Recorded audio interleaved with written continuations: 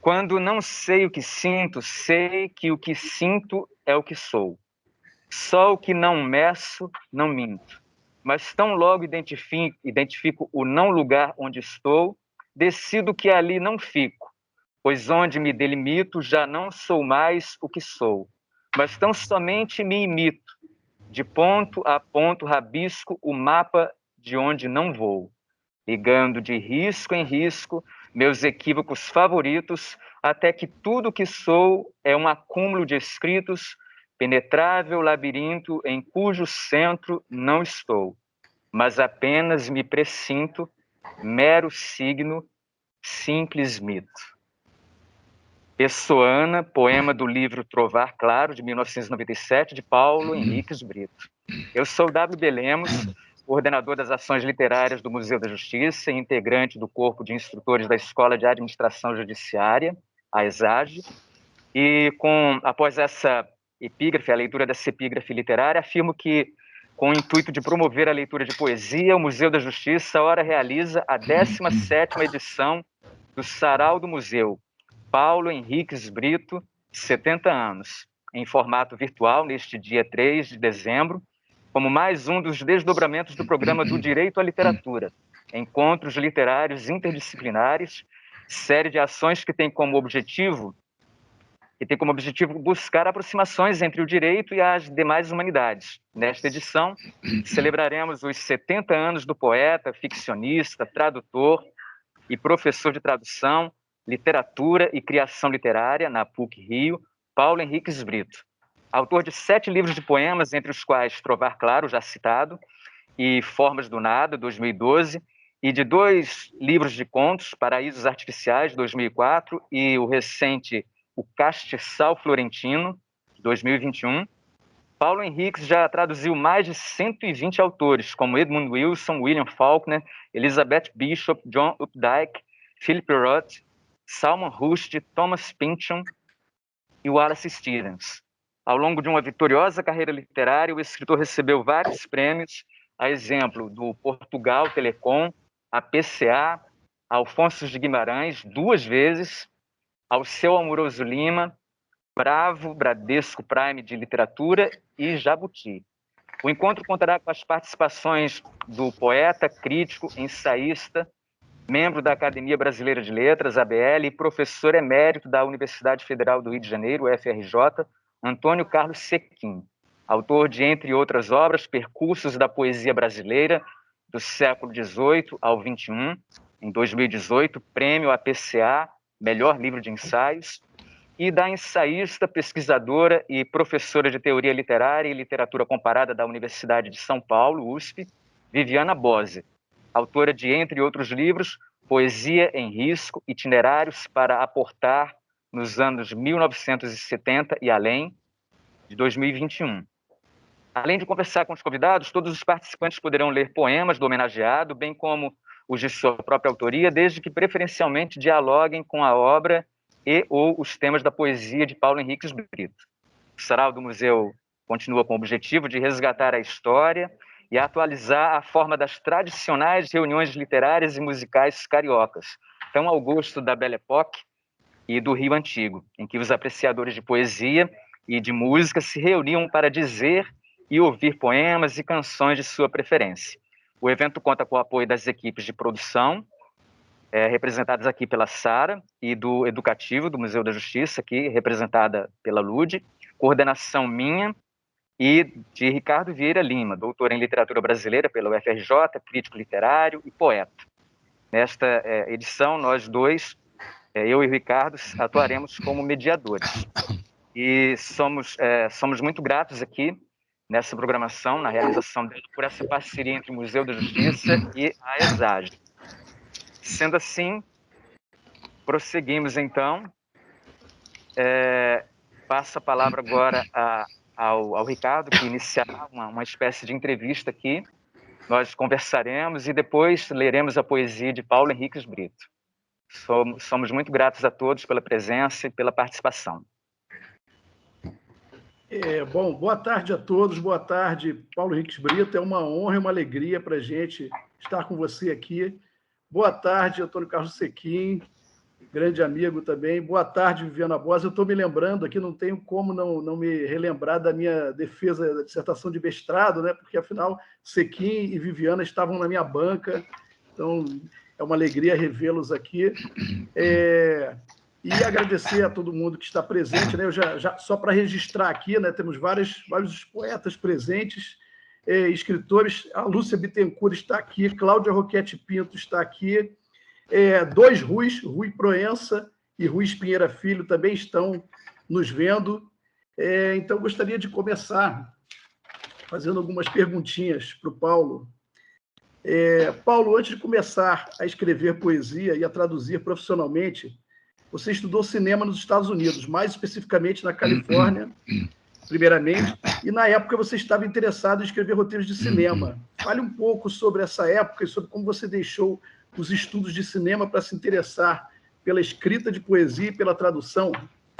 Vamos lá, Ricardo. Eu queria primeiro agradecer você e o Lemos pelo convite. É um imenso prazer estar aqui conversando com a Viviane, com o Sequim, e sabendo que na plateia tem gente muito querida, como o Rui Pinheira, Cláudia Roquete Pinto, Rui Proença e Adalberto Miller, só citando os que eu vi aqui, que eu não tive tempo de entrar aqui. Mas vamos à sua pergunta, Ricardo. Eu realmente eu era estudante de matemática na Federal, e meu pai achou que eu não estava muito empolgado pela matemática e perguntou se eu não queria estudar cinema na Califórnia, que na época ele estava com um emprego muito bom, estava ganhando bem. E aí eu fui para a Califórnia, eu queria mais era fugir do Brasil, isso foi naquele período horroroso, né, 1971, 72, o clima estava muito ruim, e eu fui com o propósito secreto de não voltar mais, porque eu já falava inglês desde garotinho, eu digo, eu vou me enturmar lá, não vou querer voltar mais para esse país horroroso, né? E fui para lá e fiz um monte de amigos, realmente, eu tinha uma maior turma lá. Primeiro fiquei em Los Angeles, não deu certo, fui para São Francisco, lá me enturmei, mas acabei desistindo por vários motivos. O principal foi banzo mesmo, né? Eu sentia falta do Brasil, sentia falta da língua portuguesa, sentia falta do Rio, sentia falta de tudo.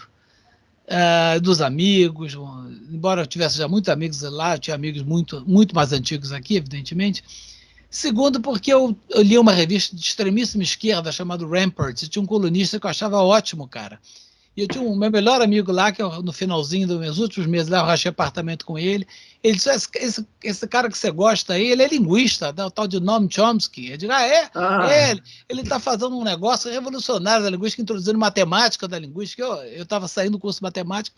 Aí eu comecei a ler as coisas dele sobre linguística e fiquei empolgado, resolvi que ia fazer linguística, que ia fazer sintaxe. Aí larguei o cinema, vim para o Brasil, fui estudar sintaxe, né, cheguei até o mestrado, e no meio da minha tese de mestrado eu comecei a ler Wittgenstein, que me desencorajou completamente de trabalhar com um modelo lógico para descrever a linguagem, né? Isso no meio da minha tese. Foi tipo assim, você está 6 meses ordenado padre, você descobre que não acredita em Deus. Foi o que aconteceu comigo, né? E só para ganhar dinheiro, eu dava aula de um curso de inglês e também trabalhava em traduções. Peguei só para ganhar um dinheirinho a mais, né? Não tinha nenhum projeto de virar tradutor. Acabou que eu entrei para a PUC para fazer linguística, cheguei até o mestrado, como eu falei, e comecei a dar aula. O professor de tradução que tinha sido contratado para dar aula em março na PUC avisou um mês antes que estava com hepatite. E aí, para dar tradução literária, aí tinha até um garoto aí que parece que ensina tradução literária no curso de inglês no IBEL. Eu não era nem formado ainda, mas estava precisando desesperadamente do professor, então entrei numa situação completamente maluca de estar ainda me formando no último semestre, já está dando 2 cursos. Comecei a dar semântica e tradução literária. Aí foi assim, né? E aí comecei a mergulhar na linguística, número 1, depois fui me afastando da linguística, cada vez mais mergulhando em literatura, matéria que eu nunca estudei, como, aliás, tradução eu também nunca estudei. E aí comecei a ler muito poesia, ler muito... E quanto aos meus roteiros que eu estava fazendo lá na Califórnia, quase todos viraram contos. No meu livro de contos de 2004, e nesse livro que eu publiquei esse ano, ainda tem uns 4 contos pinçados lá do meu período californiano. Caramba. Inclusive 2 que eram roteiros, que eu estou trabalhando neles há esses quantos anos já, meu Deus do céu, 40 anos, né? Sei lá, 50 anos que eu estou trabalhando nesses contos. Então, acho que agora acabou aquele estoque. Agora não Paraísos Artificiais, né? O primeiro livro de contos. Saiu muito contos do Paraíso dessa época, né? E mais uns 4 ainda desse último livro, 4 ou 5 que são de lá. O Castiçal Florentino. Exatamente. Então é isso. Mas aí a poesia, você escrevia paralelamente já enquanto Pois você é, estava estudando cinema? desde os 6 anos de idade, quando eu nem sabia escrever ainda, que eu queria escrever poesia, uma coisa meio maluca, né? E aí que escrevi muito poesia quando era garoto, adolescente, aí parei. Teve um tempo que parei de fazer cinema, comecei a escrever muita prosa, né?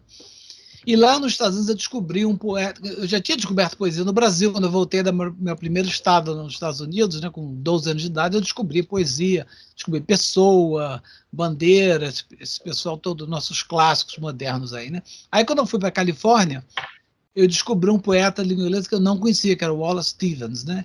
E eu fiquei completamente enlouquecido com o Wallace Stevens. Quando eu voltei para o Brasil, eu voltei a escrever poesia, que eu praticamente tinha parado no tempo que eu estava na Califórnia, e comecei a traduzir poemas do Wallace Stevens para mim mesmo, sem nenhuma intenção de publicar.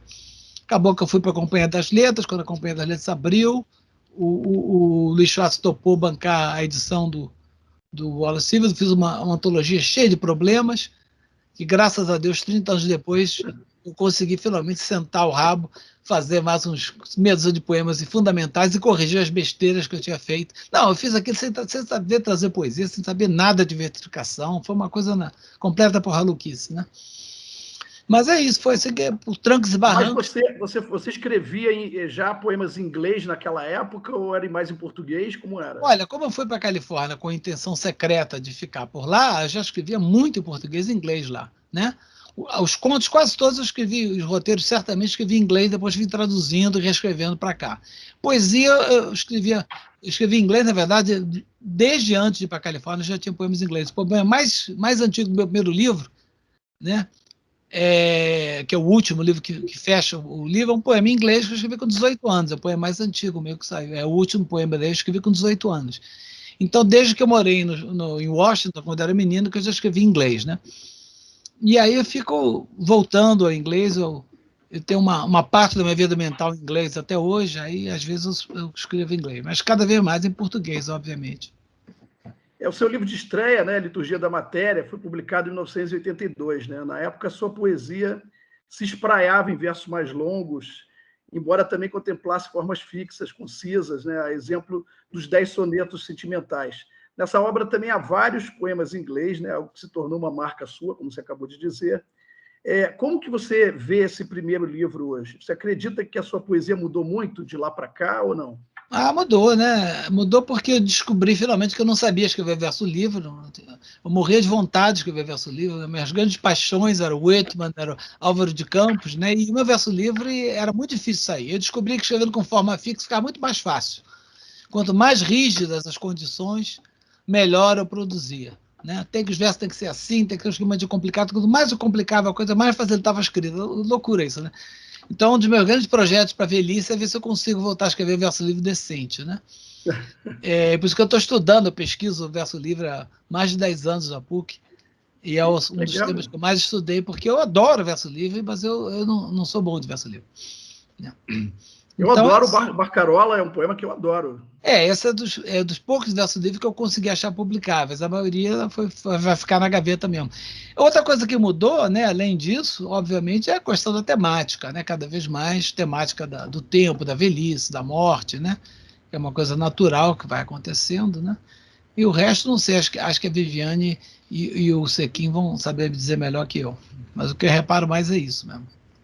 Bom, então, passando a palavra para a Viviana, né? Depois de ouvirmos o poeta, vamos ouvir agora o que a crítica literária pensa a respeito. Podemos começar com você, Viviana. Quais seriam as principais características da poesia do Paulo Henriques ao longo de todos esses anos? Bom, querido Paulo, que eu tanto admiro, eu estou muito feliz, muito honrada de ter sido convidada para uma homenagem de aniversário, não é? Então, é um privilégio estar aqui ao lado de pessoas tão especiais, como é o caso do Sequim, poeta, crítico, que escreveu, aliás, um ensaio muito agudo sobre a sua poesia, voltar a ver o Ricardo, depois de tantos anos, que teve essa ótima ideia de realizar esse evento. Bom, Obrigado. sem poder viajar ao Rio, pelo menos eu tenho o consolo de ver a carinha de vocês, não é? A primeira vez que eu conversei com o Paulo faz uns 20 anos, em um congresso. E eu me lembro de ele comentar que ele tinha completado 50 anos. E eu ter dito, nossa, eu acabo de reformular a minha concepção do que é fazer 50 anos, porque, como agora, parecia muito mais jovem do que a idade. É como se ele tivesse um motor interno, um contínuo interesse em tornar cada vez mais perfeito, mais pungente, o que ele vai depurando ao longo de cada trabalho que publica. Bom, fossem outras as pessoas aqui a falar, certamente poderiam celebrar diferentes aspectos da sua pessoa. Um vizinho trataria do seu amor à música e louvaria os seus exercícios de piano. Os mais íntimos lembrariam da sua dedicação, da sua capacidade para a compreensão, a profundidade dos seus afetos e as brincadeiras de que é capaz. Então, os amigos, os editores, os alunos, os colegas, os leitores das suas traduções, dos seus contos, cada um viria revelar um novo prisma sob outra luz. Mas, como eu venho da distante São Paulo, eu tomei o caminho de leitora da poesia. E para preparar essa modesta fala, esse envoi, sem rima e sem metro, eu peguei os seus livros, que eu tenho, acho que todos, com exceção da primeira edição da Liturgia da Matéria, e eu reli para comentar livremente. É raro um poeta que tanto te faça rir, quanto te faça ficar absolutamente sorumbático, que às vezes pareça brincar e às vezes te conduza à melancolia completa. E o Paulo tem essa capacidade nietzschiana de conduzir o leitor, no instante do poema, para essa ambivalência entre o trágico, o patético, o mais abissal dessa vida, e, ao mesmo tempo, ser capaz de enfrentar de frente o nada, o desfazimento, o sem sentido, procurando dar a tudo isso uma forma que, por ser refinada, gera um efeito de coerência, como se o ritmo ondulado da moldura configurasse um contorno coeso para o que é absurdo. O que poderia desaguar em tensão e desacordo, na verdade, é tão bem articulado que nem se percebem os sinais da costura, de forma que, cito, assim também os poemas, os mais contidos e lisos, os que menos coisa dizem, destilam o veneno mais perfeito. Então, mesmo quando se trata das maiores dificuldades da existência, mesmo quando se trata de falar da irrupção súbita, do inesperado e do choque, comprova-se essa necessidade humana de, ainda assim, compor conjuntos de palavras articuladas, redondas, o que me faz pensar na coragem e na persistência tenaz com que você, Paulo, em seus poemas, realiza desde sempre esse equilíbrio no fio da navalha. De um lado, seus poemas avançam na demonstração crítica, desmanteladora da ilusão, da falsidade de nossas construções quanto a um sentido prévio orgânico da vida ou a uma estabilidade do eu. E de outro, quase que ironicamente, apresentam-se esses postulados poéticos desmanteladores de forma epigramática, lapidar, como pedradas que se atira antes tendo cinzelado o petardo, para que ele atinja o leitor de forma ainda mais certeira. Como se o desejo de expressão do sujeito poético fosse o tempo todo autocontrariado pela consciência, ora do ridículo de se expor, ora pela inutilidade disso, dada a impressão de que ninguém irá escutá-lo. Ora, a conclusão de que, na verdade, esse eu é apenas uma máscara ou algo vazio que está repetindo, sem originalidade, o que outros já disseram melhor. No entanto, como, apesar de tudo, continua a ser uma necessidade essa tentativa de comunicação, o poema procura fazê-lo da maneira mais imaginativa e mnemônica possível, para que os ecos, os ritmos, a forma, a matéria, enfim, sejam duráveis. Então, eu gostaria que me acompanhassem para lermos juntos alguns versos em que esses paradoxos vêm trazer imprevisto, surpresa. E eu pensei em comentar 4 dentre as características marcantes da poesia do Paulo. Primeiro, a quebra de tom, a quebra do decoro entre o filosófico e o prosaico cotidiano, provocando o xiste, por vezes, o humor. Em muitos poemas, a mistura nas alturas dos tons entre o elevado da cultura erudita e o coloquial do dia a dia se imbricam, provocando uma brusca alteração da expectativa e, muitas vezes, certo humor, como um consolo acalentador para o grave do que está sendo dito, como se o poema pudesse nos fazer rir um pouco, levianamente, levantando os ombros do ridículo que é a necessidade de se autoexaminar, de se levar a sério o destino ou a própria poesia, enquanto se lamenta a existência, a solidão que existe no fundo do amor. Cito o final bem conhecido do Sonetilho de Verão. O poema não deu certo. A vida não deu em nada. Não há Deus, não há esperança. Amanhã deve dar praia. Aliás, ele fez uma autotradução para o inglês, com o esmero das rimas no Summer Sonetino. My poetry is on the ropes. My life isn't any better. There is no God, no hope. Great beach weather. Ou ainda, referindo-se à inconstância da inspiração. Também os anjos mudam de puleiro, de vez em quando se rareia o alpiste, indeglutível que é seu alimento. E mais um. O poema começa assim: em torno de uma mesa sem toalha, a discutir a difícil questão. E no final, essa conclusão que puxa a toalha, quando tudo parece se encaminhar para a máxima seriedade da tentativa de resolução de algo muito importante. Quem sabe a coisa não tem solução. Não será este silêncio, talvez, a resposta final? Mas algo atrapalha o silêncio, impede a concentração total. Talvez a falta de toalha.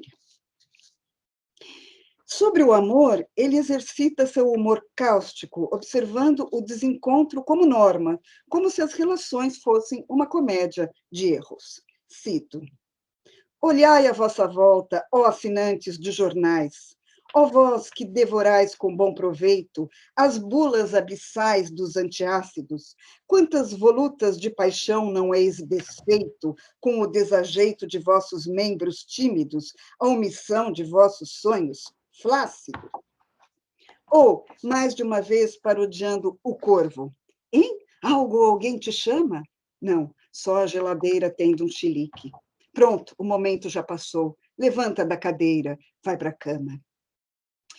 Vocês devem ter observado que um dos recursos para passar do sublime ao prosaico ou do elevado para o cotidiano é esse procedimento de justapor objetos bem comuns do dia a dia ao que seria próprio do mundo abstrato das ideias ou do universo dos sentimentos, provocando uma alteração brusca de alturas entre anjos e galinhas, entre o suposto transcendente e os ruídos da cozinha.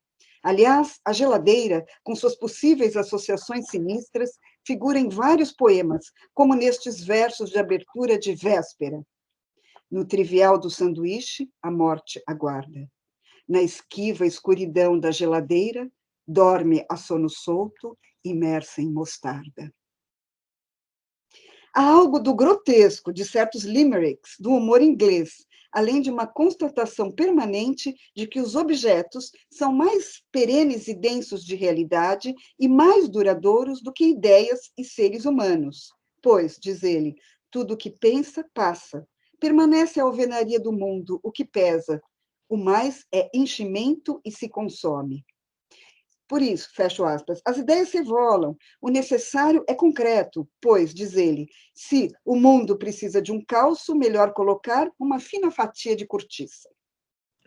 Um segundo tópico que quero destacar é o assunto da falha das palavras emitidas por um sujeito falho para tentar exprimir uma inalcançável realidade. O tema da autofacada no ego, da constatação do fracasso, é um mote constante, assim como, ao lado, tendo verificado a impossibilidade de, com palavras, alcançar a realidade, mesmo assim, continuar a escrever poemas. Uma desconfiança em relação a qualquer credo em torno da percepção e da expressão do real, sempre limitada, como na formulação deste verso, o travo opaco do real. Mas essa renovada falha é cantada de maneiras variadas, ao insistir em cito, dizer uma palavra que é o contrário de si mesma. Sonhar e logo reconhecer o vazio disso, então encarar a rua áspera.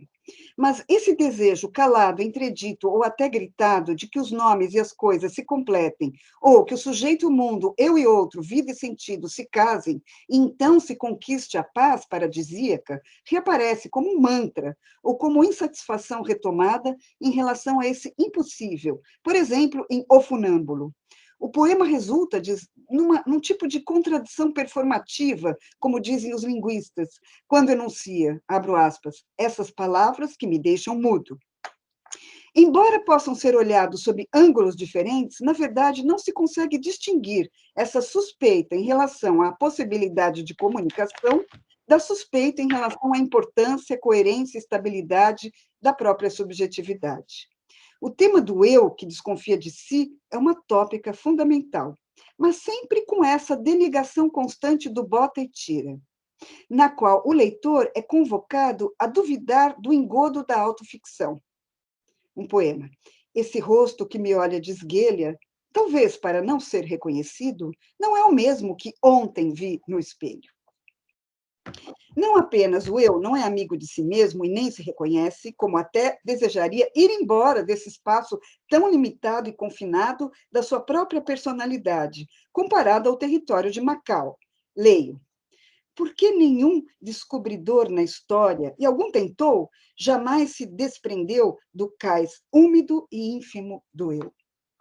Como disse, esse tema se entrelaça, por vezes, com o questionamento da escrita poética, uma vez que compor um poema com palavras que são mimese ilusória do real se assemelharia a exprimir-se no poema como sujeito, voz lírica, um tipo de falseamento romântico de si, um enquadramento em forma do que, ou de quem, na verdade, não tem substância definida. Leio.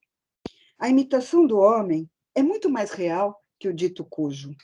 O original é perecível, único, e muda o tempo todo, e acaba sendo só a mera ideia do que nunca foi. Já a imitação, não. Ela desfruta da imortalidade, das frutas de cera, das segundas vias, dessas canções baratas, cuja autoria ninguém se dá ao trabalho de reivindicar. Então, juntam-se os três eixos, a suprema descrença em relação à centralidade do eu, com a mesma hesitação em relação à capacidade de dizer algo significativo, e, por fim, a derrisão cômica, que nivela alto e baixo na quebra de decoro do tom. Tudo perfeitamente bordado e arrematado pela composição formal e pelas figurações mais contrastantes. Leio. Não, essa voz não é tua. Você não tem voz própria, tal como não é dela a luz da lua no céu. Esse quarto minguante incompetente, que mal e porcamente alumia, essa tosca arandela de santo em quarto de bordel, coberta de cocô de mosca, não abre a boca, não estufa o peito, não. Nada que você diga é teu, nada é você. Você não é. Uf! E tem essas rimas propositadamente imperfeitas, né? Parece que, em formas do nada, esse eu poético se aceitou, ou melhor, se conformou, ainda que relativamente e considerando os azares do destino. Não é o eu que eu me quis, mas sou eu, diz o poema, na sequência do título grafado em inglês, e por cause, biografia literária. Ou, ser e não ser, na mais perfeita sintonia, num poema com o significativo título de Ecce Homo. Mas se esta temática volta obsessivamente, como uma caixinha de música tocando valsa de Strauss, o que significaria essa compulsão, esse desejo insaciável? Vamos a uma terceira dimensão temática, a noite. Muitos poemas se passam durante uma espécie de insônia permanente da consciência, quando tudo mais está em silêncio, em intervalo, como lemos no poema Aranha, em que uma melancolia tentacular batuca sobre a mesa, num ritmo aflito, e não vê saída do labirinto. Outros incidem sobre a sucessão entre dia e noite, a passagem do tempo, como nesta sequência. A tarde devora o dia, que já estrebucha entre nuvens. É noite. Manhã engole essa noite encaroçada de estrelas. É dia. Em geral, a noite coincide com indagações torturantes, sem fim, em que o sujeito se interroga sobre a possibilidade de sentido para o destino humano e logo se desconsola. O metafísico constipado de um poema constata que não há epifanias nesta noite. Ante a ânsia de infinito, melhor tomar um frasco de purgante. Ou aceitar ainda que, sem alívio, cito, o incansável desejo impossível de não ser outra coisa senão inconsciência e escuridão. Como se a pulsão de morte fosse contraditada pela forma, em uma união complementar de opostos em yin e yang. Assim como há poemas em que se alternam dias e noites em sucessão, há outros em que se transmite a impressão de imobilidade do tempo, como se este fosse um carrossel de um pesadelo de repetições. A noite dentro da noite, de um verso que gira em torno de si, como um cão e seu rabo. O quarto tema, que ressalto brevissimamente, é o tardio. Das noites insones, derivamos, por associação, um tema análogo, que se torna dominante no final de tarde e de formas do nada. Sequências de poemas que versam sobre um tempo sem portas de saída, o que, aliás, parece ser o nosso tempo. É o caso da série Crepuscular, que insiste na ideia de que chegamos tarde e nada mais haveria a dizer, que já não tenha sido dito, mas recomeçar ainda seria preciso. Cito, com palavras tardias, mas com vertiginosa lucidez, o ácido saber de nossos dias. Nota-se, nos 2 livros de poemas mais recentes, Formas do Nada e Nenhum Mistério, um tipo de resiliência desencantada embora em relação a esse presente, a esses dias atuais. Um estar aqui que, se nada tem de eufórico ou mistificador, muito menos esperançoso em relação a algum futuro, ao mesmo tempo parece que poderia haver uma nova coloração naquela noite, como mencionada no poema Nenhum Mistério, uma espécie de véspera, em que se pressupõe, ainda que de forma muito desconfiada, alguma possibilidade de um tênue raiar do dia. Dos mais tímidos, incertos, sem nenhuma levitação, escrevendo, como ele diz, palavras terra. Começa-se um caderno, bastante pé no chão, mas que, no entanto, e mesmo irreconciliado consigo mesmo e com tudo, continua a sua melodia, sempre a aspirar à condição de música. Graças, diz ele, à música que brota onde a palavra era para ser mais bruta. Essa música secreta destes dias, que apenas às gerações futuras será dado ouvir, talvez, pois, como diz o poema da imortalidade, ela será gravada apenas, cito, numa bela partitura a ser lida por vocês, de geração ainda mais futura, que abrirem a pasta AX293. Por aqui termino, esperando poder ler e reler os seus próximos livros de poemas e de contos, nos quais poderemos ensaiar e tocar essas novas e secretas partituras que unem cinema e matemática. Parabéns, caríssimo Paulo. Muito obrigado, Viviane. Muito obrigado. Gostaria de ler algum dia isso daí, ter isso no papel, tá? Tá bom. Ótima, ótima sua leitura. Viviana, somos todos muito gratos pela lucidez, pelos sentidos, pela beleza de sua fala, por você estar aqui conosco compartilhando isso. Vamos continuar interagindo todos aqui. Eu vou prosseguir aqui fazendo algumas perguntas ainda, né, ao Paulo, né? Então, Paulo, é curiosidade de seus leitores, né, minhas também, e do Ricardo, claro. O Liturgia da Matéria ele foi lançado, na época, por uma grande editora, a Civilização Brasileira. E sabemos que não é comum, né? Eu sou um poeta inicial, o Ricardo é poeta aí de longa data também, tá? Mas vai publicar o seu primeiro livro agora. Não é comum que um poeta estreie por uma grande editora, de forte presença no mercado. Como foi essa experiência? A gente quer saber um pouco sobre isso. E já emendando assim uma outra pergunta, o Fernando Pessoa ele escreveu vários poemas em inglês, né? Temos os 35 sonetos, né? E, com o passar do tempo, alguns escritores foram traduzindo esses textos para o português. E quanto a você, você já pensou em fazer isso com toda a sua produção em inglês? Você tem vontade de traduzi-la na íntegra? Gostaria de ser traduzido por outros poetas? Gostaríamos que você falasse um pouco sobre isso, por favor. Tá, então, rapidamente, em relação à sua primeira pergunta, a Seleção Brasileira faliu assim que o meu livro saiu, e ele foi encalhado, não foi distribuído por lugar nenhum. Passou uns dias, tô com a campanha, vi um cara com balaio enorme na cabeça, eu disse, não, obrigado, não quero comprar nada. Eu disse, não, estou entregando aqui, era a edição, os 3.000 exemplares. Então, a grande editora estava num momento não muito grande e faliu logo quando o meu livro saiu, o motivo pelo qual não foi distribuído. Um exemplar foi parar no Ceará, até hoje eu não sei como, que saiu uma resenha no Ceará, foi a única resenha que saiu. Agora, em relação à segunda pergunta, sim, eu traduzo, me autotraduzo o tempo todo, né? E saiu há uns 10 anos atrás uma poeta lá de Nova York, organizou uma antologia minha em inglês, né? Escolheu alguns poemas, e agora, 6 anos atrás, por aí, saiu uma tradução feita por uma amiga brasileira que é radicada na Suécia, e ela traduziu para o sueco. E como eu conheço ela, sei que é uma pessoa muito, extremamente competente, eu garanto que a tradução está boa, mas eu confesso que eu não posso dizer nada sobre a tradução dela, porque está toda em sueco. Né? Minha tradutora americana chama-se Idra Novey, e a minha tradutora sueca, que na verdade é uma brasileira radicada lá, é a Márcia Cavalcante Schubeck. Né? E fora isso, saíram alguns poemas em alemão, outros em francês, em espanhol, mas livros só esses dois mesmo. Mas sim, eu pretendo continuar fazendo o que eu faço. Seletivamente eu vou traduzindo do inglês para português, às vezes do português para inglês. O próximo livro, que deve sair agora ano que vem, já vai vir com uma sessão de 4 poemas autotraduzidos, 4 ou 5, já não sei.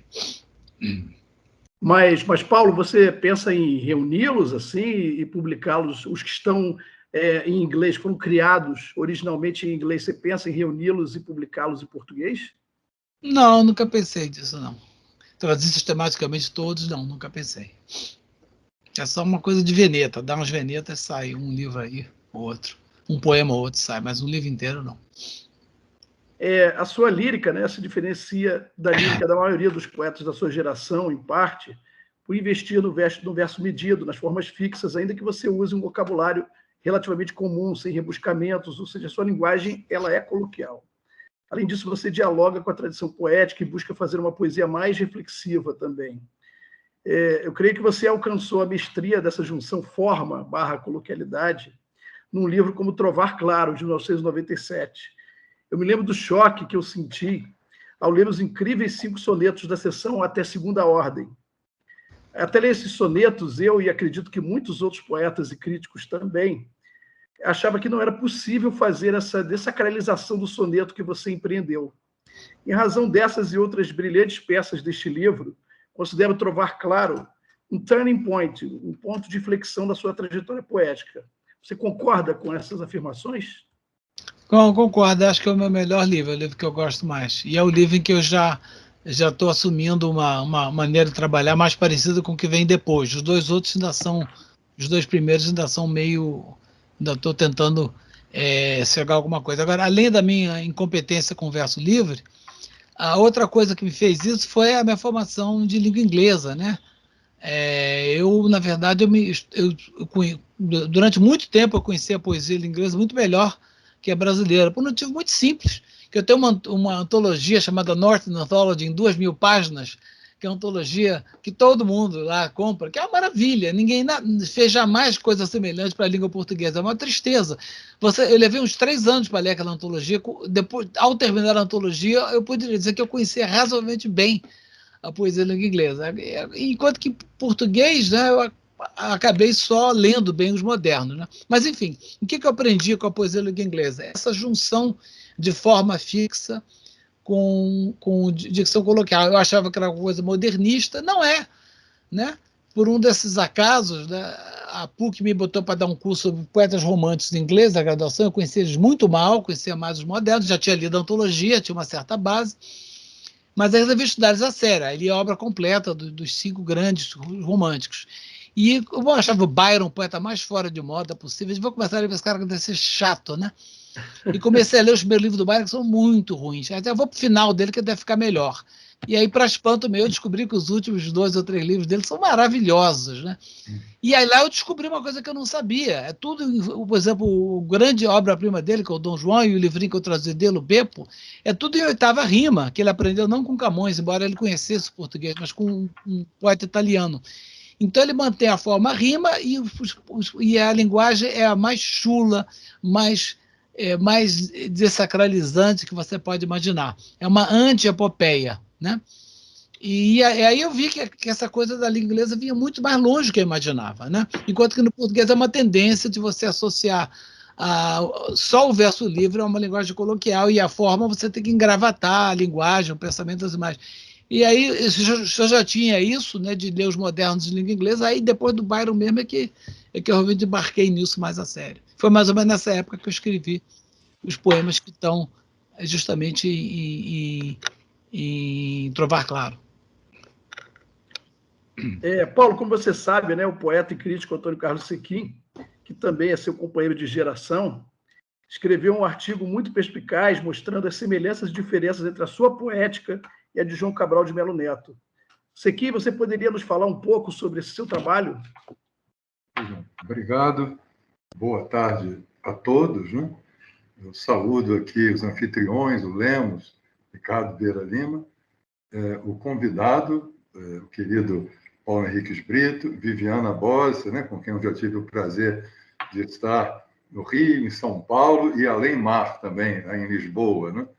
E quanto ao Ricardo, nunca é demais enfatizar que em breve estará estreando, né, com seu livro de poemas, Ariete, e ao mesmo tempo é uma estreia, mas é obra completa. Espero que não, completa, espero que não.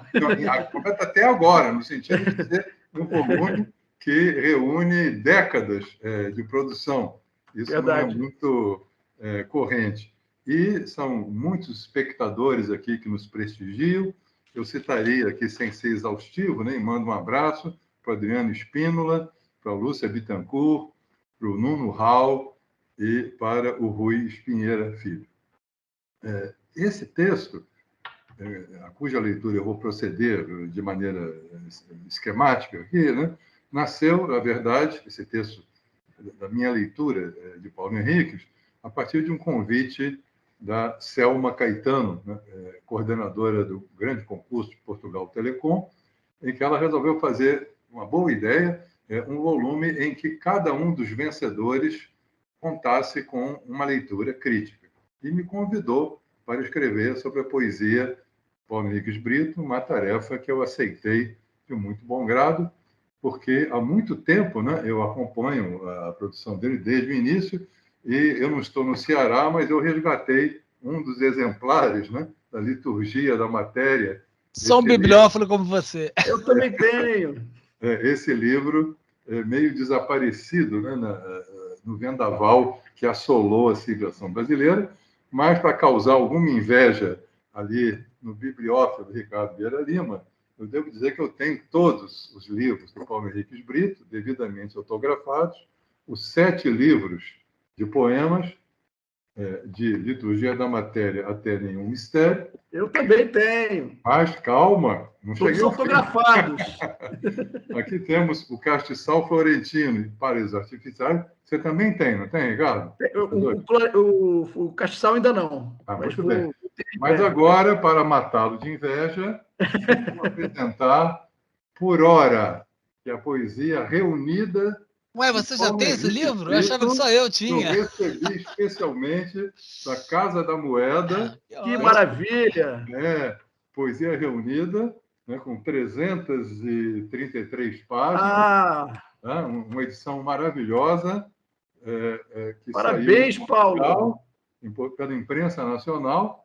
E saiu há menos de 2 meses. Então, aqui está em primeiríssima mão para todo mundo. E até eu assinalo uma certa inspiração entre a capa de Nenhum Mistério, que aqui está, e a capa de Por Hora, né, poesia. Repare que ele faz uma poesia completa, mas tem a precaução de dizer por hora. né? Então, aqui está, como no seu caso, né? Vai ser a sua poesia reunida, Ricardo, mas por hora.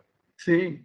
Muito bem. Que inveja, que inveja. Esse aí eu tenho que ver como eu vou conseguir esse aí. Eu só aceitei essa live por duas coisas, para homenagear o Paulo Henrique e para causar inveja em você. Fazer o quê? Como bibliófilo, né? A inveja já está registrada, claro que é uma blague, e a homenagem, espero que esteja à altura. Eu também estou aqui, mortinha de inveja. Mas tá inveja boa. Claro, claro. Né? E tem uma edição linda, como a imprensa nacional costuma fazer. Sim. E eu próprio já tive a sorte de ter sido aquinhoado com uma edição dessas há cerca de 2 anos. Mas a proposta aqui, em tantos caminhos, né, possíveis para atravessarmos a obra de Paulo Henriques, a minha foi examinar a relação dele com a obra de João Cabral de Melo Neto, e que eu intitulei esse ensaio Paulo Henriques, desleitor de João Cabral. A estreia de Paulo Henriques Brito, com Liturgia da Matéria, de 82, já continha o ingrediente básico de toda a sua poesia. Um jogo tenso entre acolhimento e recusa do legado de João Cabral, por meio de sutis operações que captam e reprocessam uma desleitura de alguns traços marcantes do poeta pernambucano. Nesse sentido, a obra de Brito acabará, em parte, sendo tecida contra a obra cabralina, sem que o contra implique hostilidade. Trata-se de deslocamentos, desestabilizações de uma matriz cabralina altamente considerada mesmo na hora do dissídio.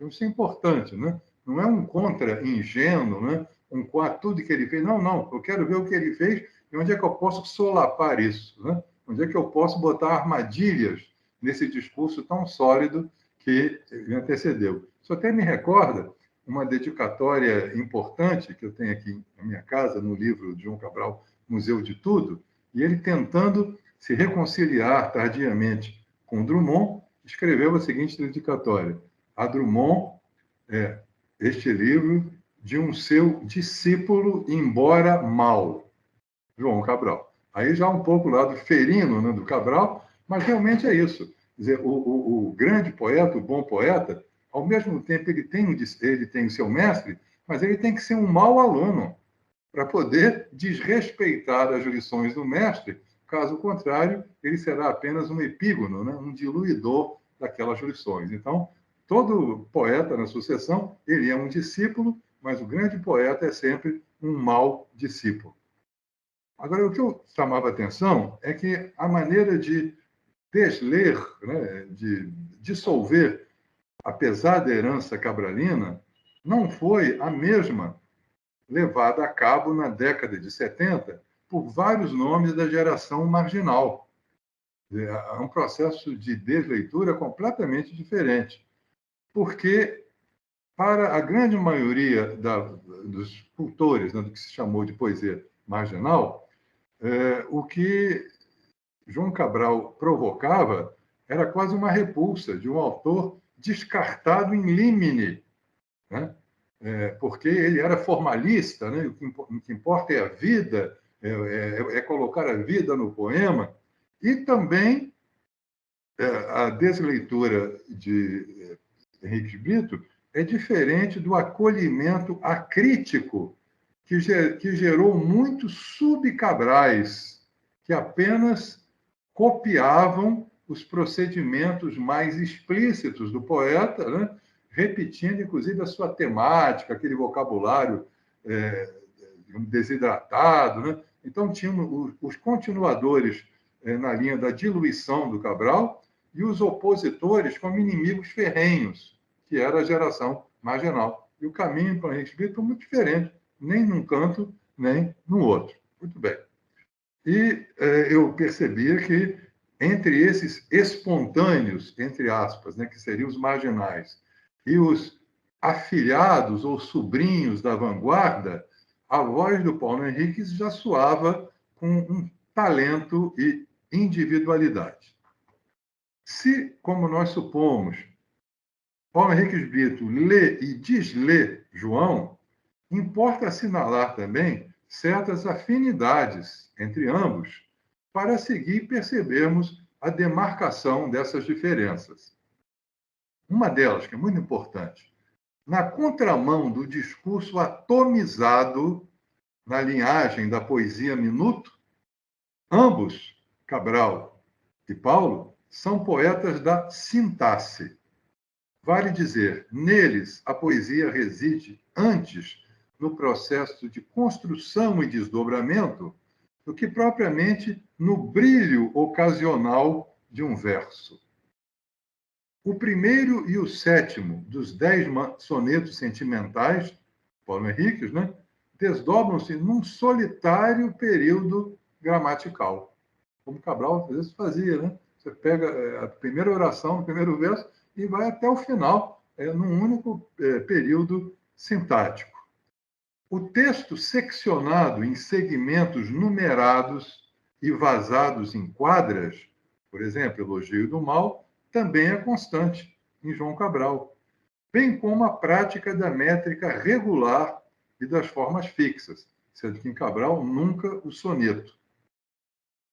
Nos sonetos, Paulo Henriques tende a mostrar-se mais ortodoxo no que se refere à métrica, fazendo incidir no decassílabo as usuais cesuras em quarta ou sexta sílaba. Ao passo que João, no verso longo, abdica dessas marcações rítmicas do heróico, né, sexto e décimo, ou do sáfico, 4 e 8, e tece variações entre 9 e 11 sílabas, sem, todavia, renunciar à rima toante. Em Brito, por seu turno, a utilização da rima nos livros iniciais é muito esporádica, em prol dos versos brancos, né? Então, Paulo Henriques começou desdenhando um pouco a rima e usando o verso branco, enquanto Cabral, depois do Engenheiro, praticamente nunca conseguiu abandonar a rima tuante. Mas, paralelas aos aspectos de técnica versificatória, que é crucial para os dois poetas, avultam diferentes estratégias para esvaziar o sujeito lírico. Isso também acho que é um ponto de relevo. Como esvaziar esse eu?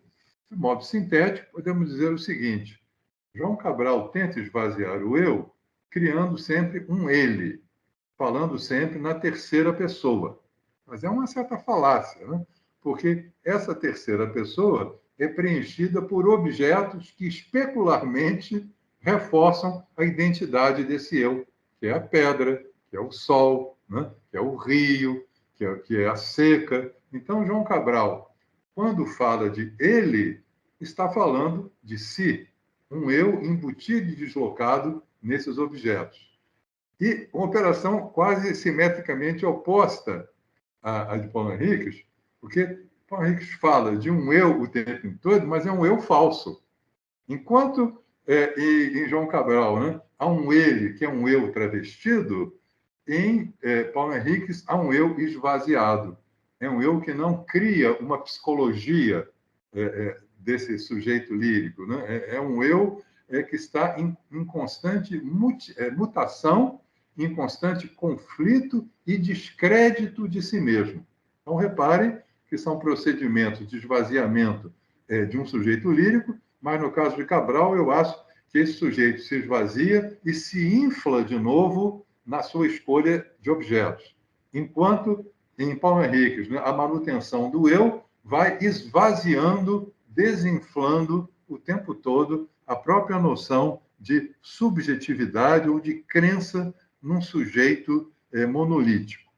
Conforme dirá no segundo dos 7 sonetos simétricos de Macau, tudo é irrisório quando circunscrito, aspas, ao cais úmido e ínfimo do eu. Então, esse eu tem um cais que é úmido e que é ínfimo.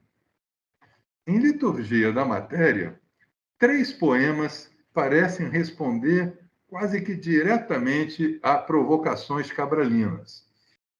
Quais são? Em 47, João escrevera na Psicologia da Composição: esta folha branca me proscreve o sonho.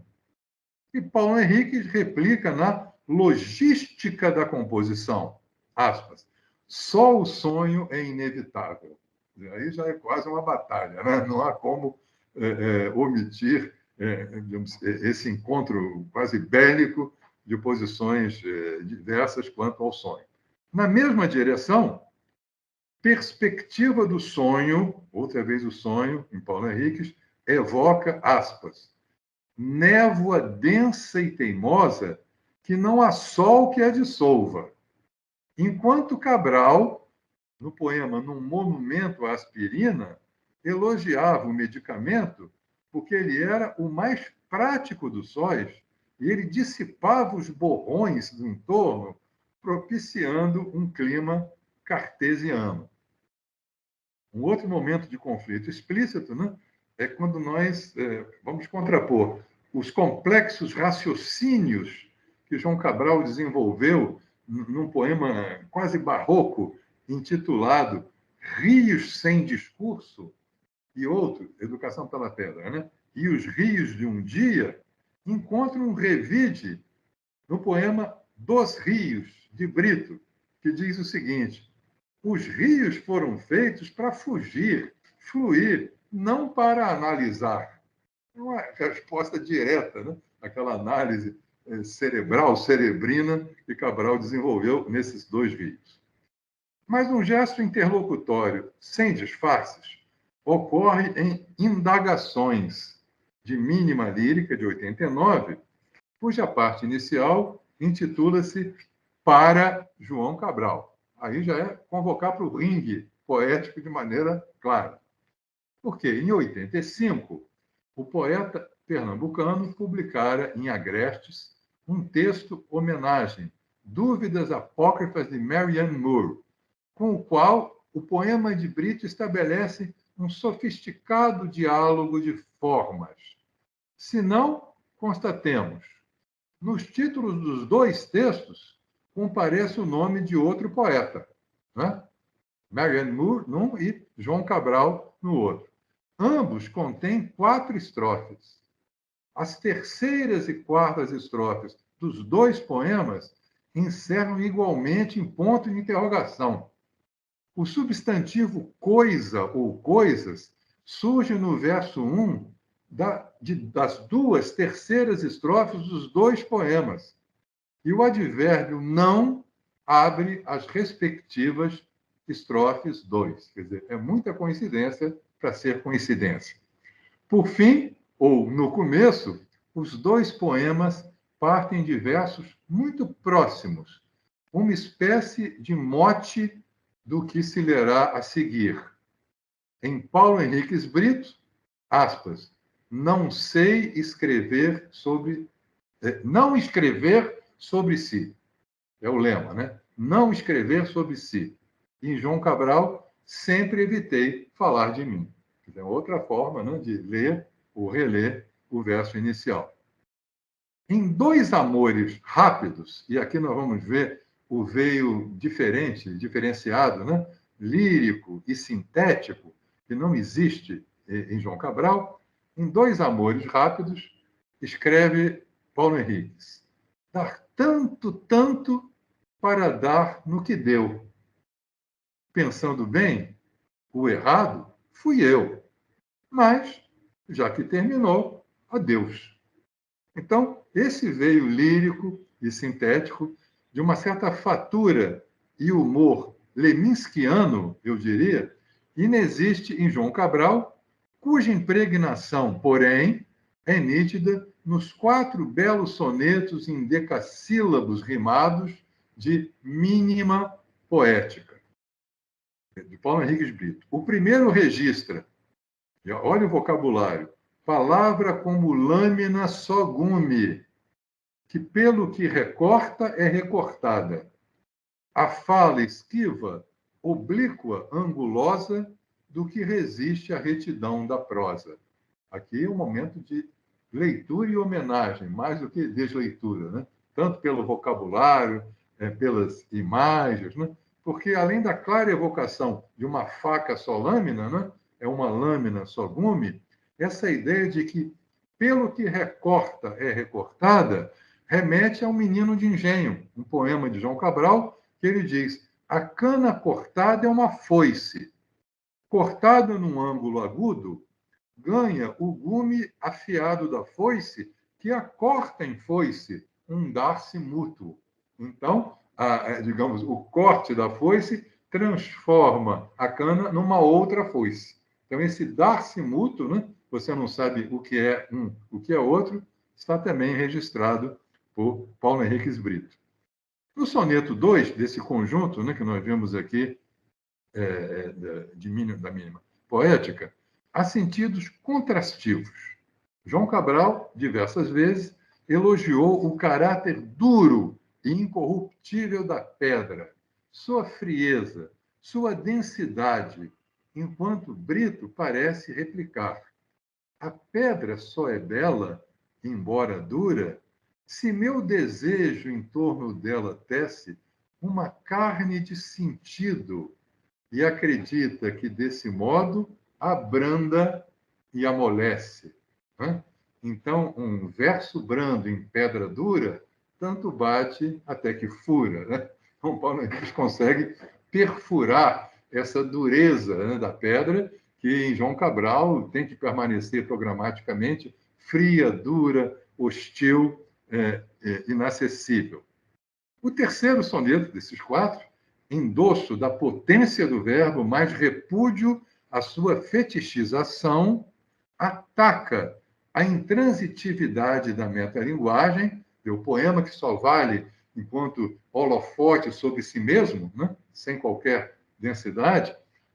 Então, que é um tema muito caro a João Cabral, mas vai desviar-se um pouco com o léxico aparentado ao famoso A Palo Seco, de João Cabral, relido, às vezes, num viés de recusa, porque Paulo Henriques vai combater a forma insignificante que se fecha em não, a poética negativa pura. Prossegue Paulo Henriques: canto sem quem o cante. Aqui é que ele foi feliz e ferino, né? Criticando o canto sem quem o cante, ao passo que João Cabral, no seu famoso poema, louvara o cante sem mais nada, o cante que não canta. Por fim, no soneto 4, Brito associa escrever a pintar, mas não como aquele que pinta de branco um muro que já foi caiado. Não é pintar o branco sobre o branco, porque, afinal, se o muro já está caiado, já estaria branco.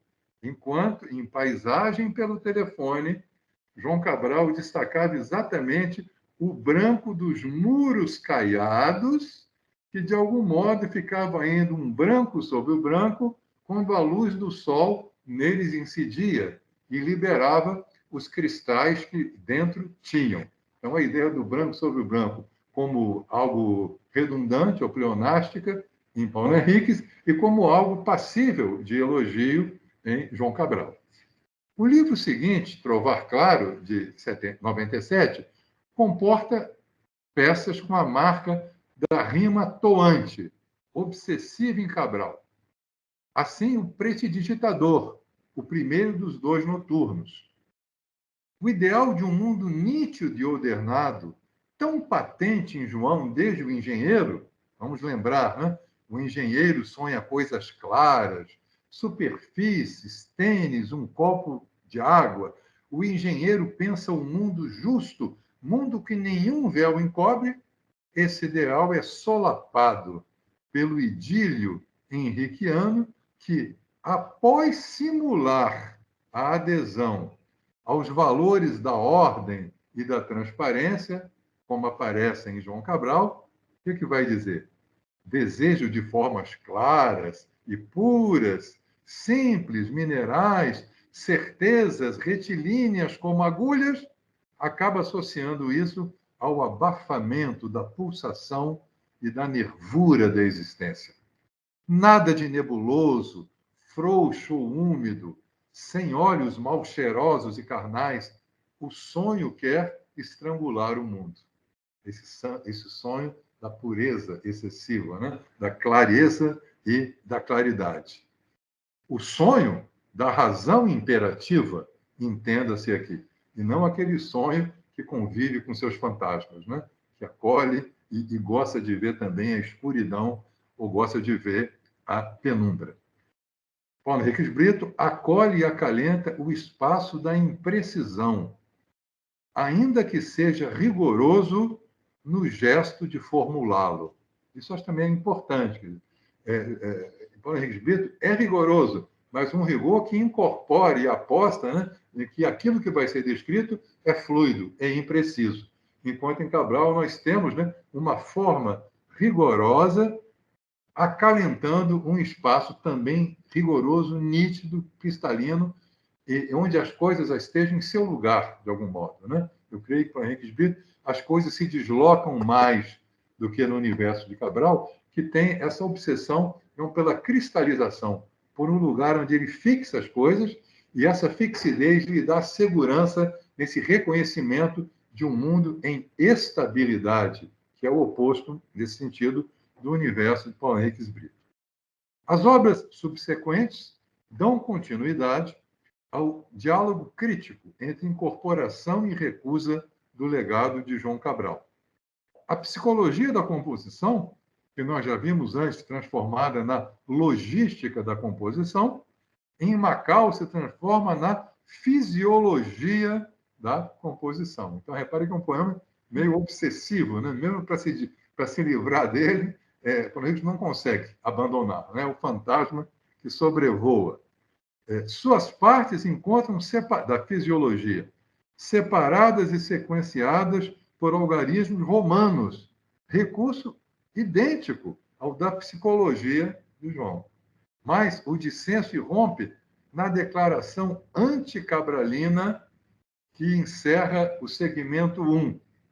Declara Paulo Henriques Brito: por fim, o acaso, sem o qual nada.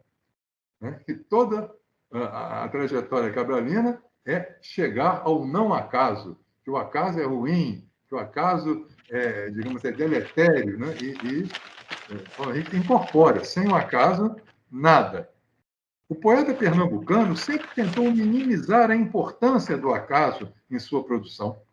No desfecho da fábula de Anfion, o protagonista prefere calar-se a render-se ao poder sem controle da criação.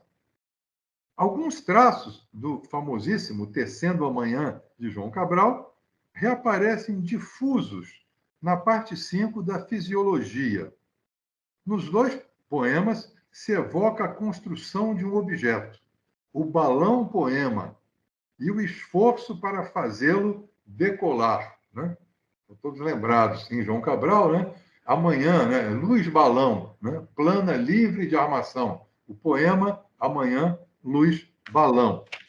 Mas estrutura, coisa sólida, artificial, signos recorrentes de João Cabral surgem para serem sutilmente ironizados no desígnio final do texto Balão de Brito, que demanda menos arquitetura que balística. E claro, é claro que é difícil, né? Não façamos tanta arquitetura. Tratemos de construir o balão e saibamos arremessá-lo para o alto ou para baixo, caso ele não queira voar tanto. Em Bagatela, para a mão esquerda, de Paulo Henriques Brito, e o Sim contra o Sim, de João Cabral, também há uma afinidade, quando ambos os poetas se irmanam no endosso ao poder criador que ultrapassa a maestria automatizada. Aí é um ponto também importante. Diz João Cabral, em Sim contra o Sim, à esquerda, se não se é canhoto, é mão sem habilidade. Reaprende a cada linha, a cada instante, a recomeçar-se. E Paulo Henriques Brito, a mão esquerda é vedado o recurso falso e fácil de dispensar partitura, a fraqueza dita força do hábito.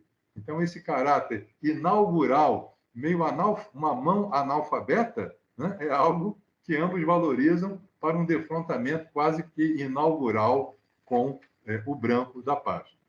Já indo para o desfecho, em 2007, livro Tarde, nós temos em João Cabral, num monumento à aspirina, em João Cabral, Educação da Bela Pedra, e vamos ter, em Paulo Henrique Brito, para um monumento ao antidepressivo.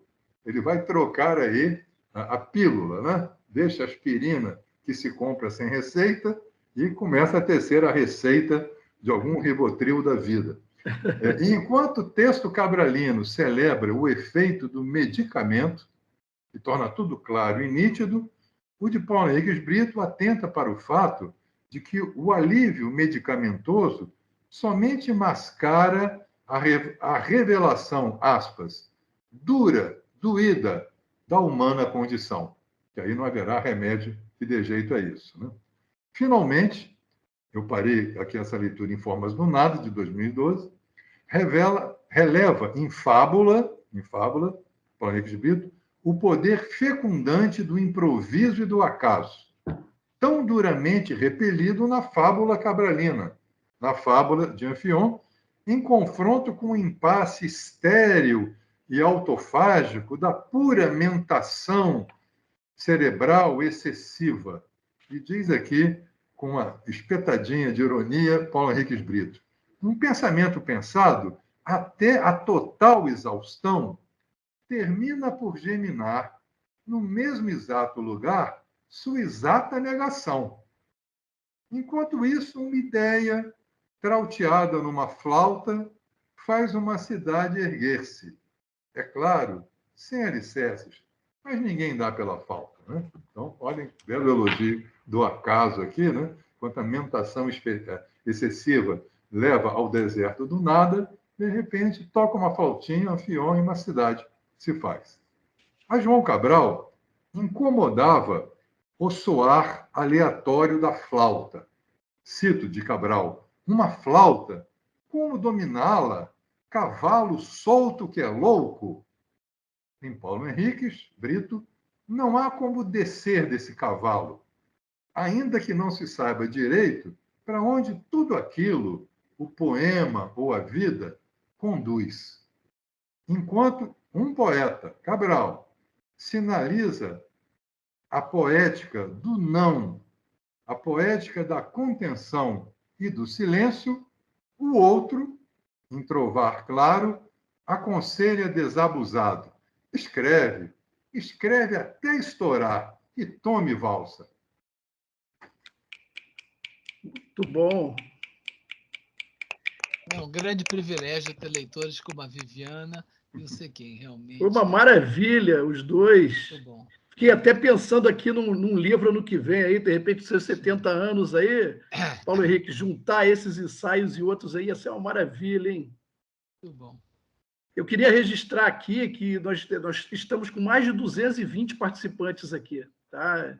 Escutando vocês.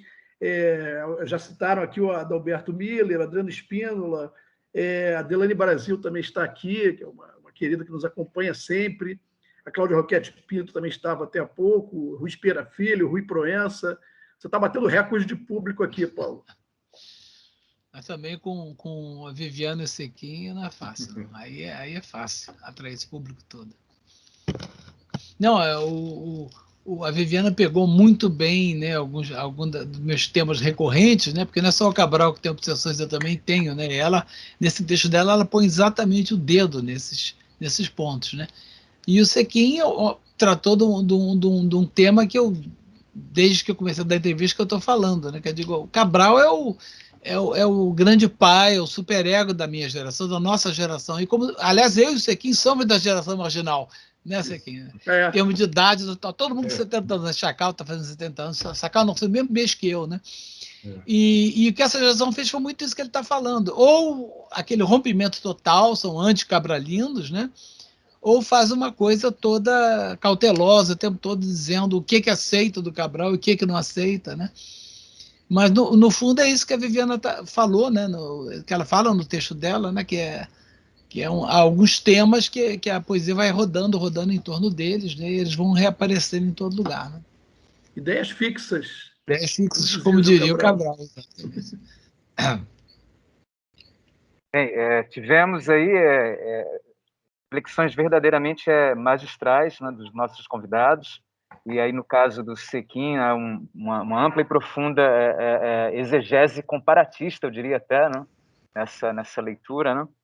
Mas, continuando a nossa conversa aqui, Paulo, vários de seus poemas, como a Viviana já ressaltou, né, tem esse tom nihilista, a gente pode perceber, né, esse componente aí forte, né, pessimista, mas isso entremeado, né, tudo isso entremeado com humor, né, um humor sarcástico, e os leitores ficam especulando, né, quanto às fontes, né, a gente vê um componente aí de Kafka, será que tem alguma coisa aí de Beckett, Kierkegaard, Schopenhauer, Nietzsche? A gente queria saber um pouco sobre, digamos assim, as matrizes que são importantes para você nesse sentido e o quanto de pessoalidade, o quanto de seu está aí. Ouvir um pouco sobre esses aspectos. Olha, desses 4 autores que você mencionou aí, o que eu leio há mais tempo, realmente, é o Beckett, né? O Beckett, eu leio ele desde a adolescência, desde os 17, 18 anos, que eu sou um leitor de Beckett. Então, eu estou sempre eu raramente cito Beckett, mas estou sempre dialogando com ele, né? Já Kierkegaard, Nietzsche e Schopenhauer, então, muito mais recentes, são autores que eu li muito mais recentemente, mas que todos eles realmente me falaram, foram importantes para mim. Mas o único filósofo que eu realmente fez a minha cabeça, que eu li, estou sempre voltando a ele, foi realmente Wittgenstein, o homem que me afastou da gramática transformacional do Chomsky, né?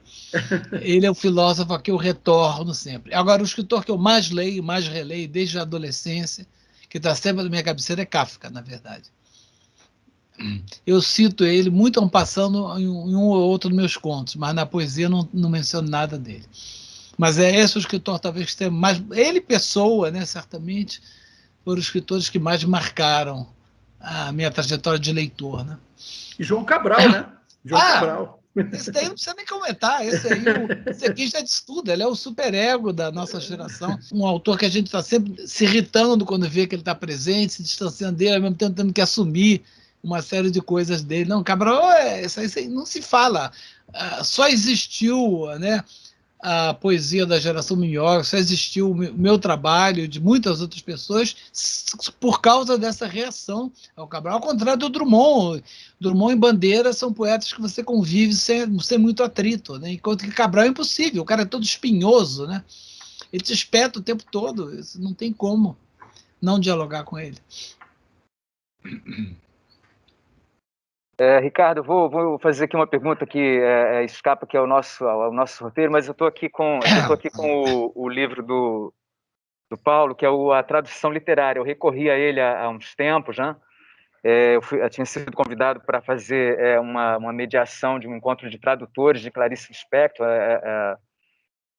e aí eu fui ler o Paulo e eu queria ouvir um pouco, Paulo, sobre algumas de suas ideias sobre tradução. Queria que você nos falasse um pouco sobre isso. É um trabalho que você realiza, né, desde sempre. Todos que são leitores somos muito gratos por você ter feito com que tantas obras, né, chegasse à língua portuguesa, e a gente queria ouvir um pouco, né, sobre suas ideias. E complementando, Paulo, complementando também, eu queria saber, junto com o que o Lemos perguntou, se o exercício da tradução influenciou em que sentido a sua poesia. Tá legal, eu vou tentar ser breve. Só queria comentar dizendo que esse meu livro é o livro que mais vendeu até hoje, o meu grande best-seller. É o livro de ensaios, tradução literária. Esse vai ser traduzido no Chile agora, se tudo correr bem. É o livro que eu escrevi que mais vende até hoje. Eu sou professor de tradução literária, né, desde 1978, quando eu comecei a trabalhar na PUC, antes de me formar ainda, né? E a partir de quando eu entrei para a pós-graduação, como eu não tenho doutorado, a PUC me concedeu um notório saber, e a partir de 2002 eu entrei para a pós-graduação. E aí, na mesma hora, eu pensei que, não, o tema que eu quero pesquisar é tradução de poesia, né? que era um tema que ao mesmo tempo que nós temos os maiores praticantes, né, do mundo ocidental, da tradição de poesia, a gente tem um Augusto de Campos, o Haroldo de Campos, e outros muito bons também, desde o tempo do Guilherme de Almeida. E, por outro lado, é um tema que não é muito coberto na academia, né? São poucos os... eu digo, acho que vai ser legal, que vai ser um diferencial para o nosso programa aqui da PUC, porque tem poucos lugares onde as pessoas trabalham. Tem o Mário Laranjeira, né, que já está aposentado, né?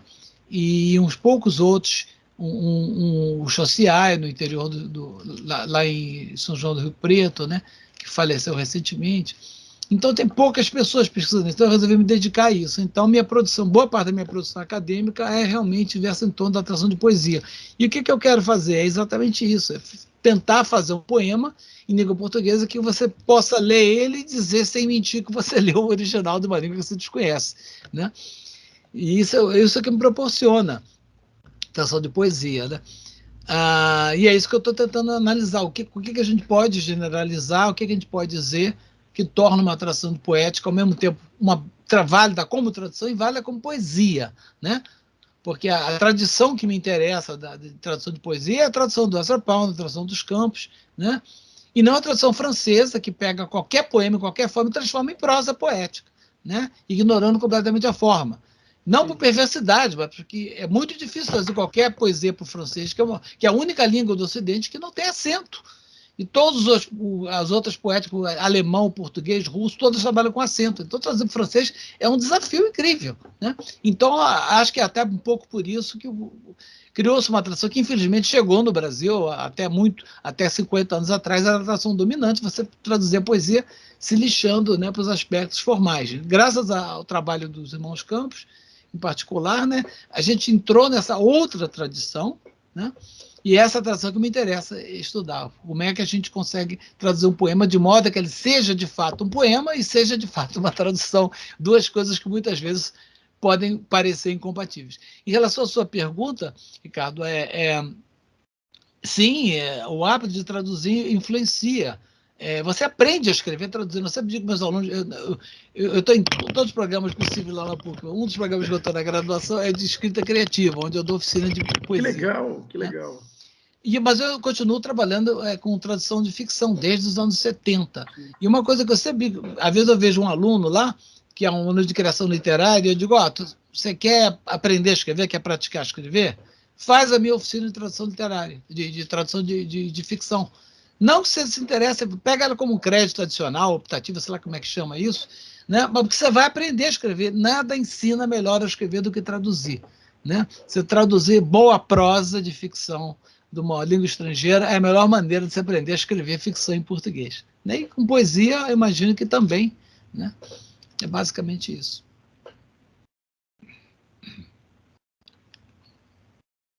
Muito grato, Paulo.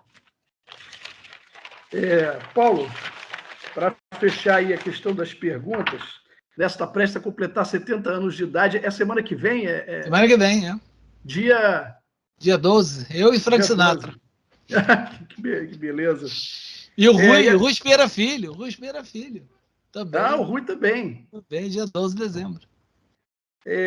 Quais são os seus próximos projetos agora, após os 70 anos? A questão da poesia reunida, né, que eu ia perguntar, o Sequim já mostrou aí. Estou louco de inveja, eu vou conseguir sair de qualquer jeito. Eu vou publicar um livro novo de poesia ano que vem, já está na Companhia das Letras.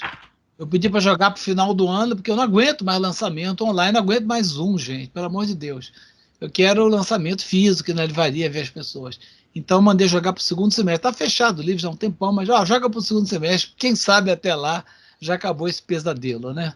Tem título? Tem título? Tem. Provavelmente vai se chamar... Sim, vai se chamar Fim de Verão.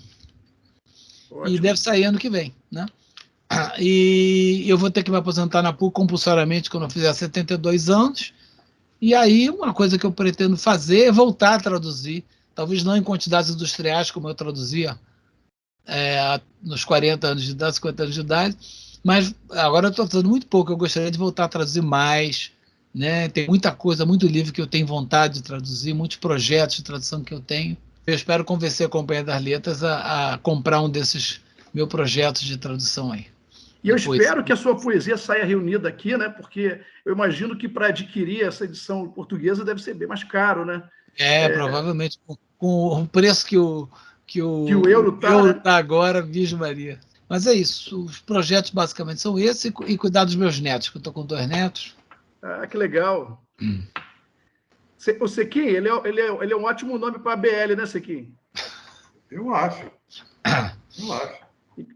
É assim como você fez com... poetas, tem guarida lá, né? Tem muitos amigos. Tem muitos amigos na BL. Assim como você fez com o Goulart, Sequim, começa aí uma campanha. Bom, primeiro tem que convencer o Paulo, né? Isso eu estou falando. A campanha é com ele. Você convenceu o Goulart, né? Foi duro. Mas deu certo. Não tem preconceito nenhum.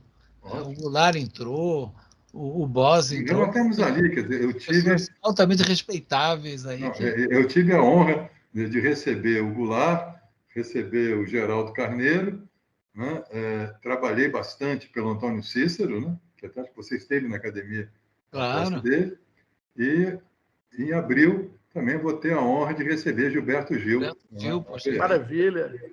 Então a gente tem que julgar a academia por isso, não pelo Adelita, né, gente? Pelo amor de Deus. Jogar porque ela fez melhor, pô. Com certeza. Vamos iniciar o sarau, então? Vamos. Quem quer começar? Como é que é exatamente que funciona o sarau? A gente vai ler a sua poesia. Quem quer começar a ler a sua poesia? Eu sugiro que o próprio Paulo comece. Ué, tá bom. Vocês têm uma sugestão aí de um poema? Tenho várias. Diga lá. Teogonia, da Lírica da Matéria. De Liturgia da Matéria? Liturgia da Matéria, desculpe. Tá aqui, vamos lá. O que vejo em teu corpo descoberto é mais ou menos o que sei do meu. Aquela maciez enganadora das frutas doces, de caroço duro, de tudo mais. Mas sei, ou adivinho, que atrás da pele, além das samambaias grosseiras do visível, ali se arvora o travo opaco do real, amêndoa seca do ser. Comer seria fácil, ainda que amargo, não fosse esse verniz viscoso que embaça minha vista, que te reveste o corpo feito carne e que transforma as coisas num desejo úmido de morder. Daí os deuses. Maravilha. Viviana? Bom, eu vou ler um poema bem beckettiano, então. Man in a Chair, Lucian Freud, uma pintura, né, do livro Formas do Nada. Esperar sentado, mas sem relaxar os músculos, mãos tensas nas coxas, como quem prestes a se levantar, não como quem à espera descansa, e sim como se encurralado na cadeira, sem esperanças nem expectativas, sentado na cadeira, como quem não espera exatamente nada, sem certezas, com exceção da única e indesejada. Esse é tocante. Sequim? Bom, então, eu vou ler o poema que contém o verso com o qual eu encerrei aquele estudo, né? É um pouco de Strauss, né? E revela o lado assim, muito irônico e auto-irônico, quase sarcástico, de Paulo Henriques Brito. Não escreva versos íntimos, sinceros, como quem mete o dedo no nariz. Lá dentro não há nada que compense todo esse trabalho de perfuratriz, só muco e lero-lero. Não faça poesias melodiosas e frágeis como essas caixinhas de música que tocam a valsa do imperador. É sempre a mesma lenga-lenga estúpida, sentimental, melosa. Esquece o eu, esse negócio escroto e pegajoso, esse mal sem remédio que suga tudo e não dá nada em troca, além de solidão e tédio. Escreve para os outros, mas se de tudo que há no vasto mundo só gostas mesmo é dessa coisa falsa que se disfarça fingindo se expressar, então, enfia o dedo no nariz, bem fundo, e escreve, escreve até estourar, e tome valsa. Muito bom esse. Eu vou ler um do Macau, que eu gosto muito, se chama Biodiversidade. É ótimo. Esse título foi dado pelo Chacal. Eu sei. Biodiversidade. Há maneiras mais fáceis de se expor ao ridículo, que não requerem prática, oficina, suor.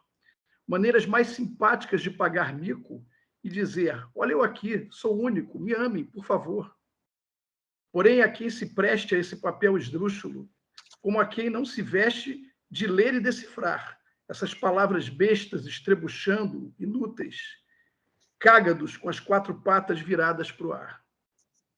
Então, essa fala esquisita, aparentemente anárquica, de repente é mais que isso, é uma voz, talvez, do outro lado da linha, formigando de estática, dizendo algo mais que testando, 1, 2, 3, câmbio.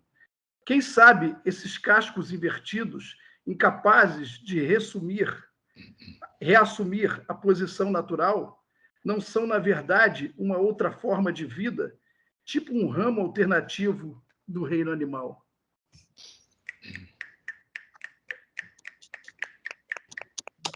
Bom, nesse momento nós não temos mais muito tempo, mas os convidados, os poetas convidados, se alguém desejar, pode abrir a câmera, pode abrir o microfone, ler algum poema. Eu, aqui com a minha contribuição, eu vou ler um dos primeiros, acho que o primeiro poema que eu li do Paulo, e é um dos poemas que eu costumo ler em meio, ele é muito apropriado para isso, em meio à boemia. Eu realizo uma performance como palhaço literário há 10 anos, e esse é um dos poemas do Paulo que eu leio por aí, distribuo até por aí. É o Horácio no Baixo.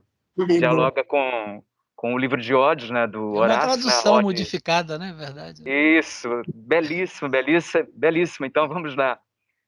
Dialogando aí, né, com o livro de ódios, né, a 1:11, né?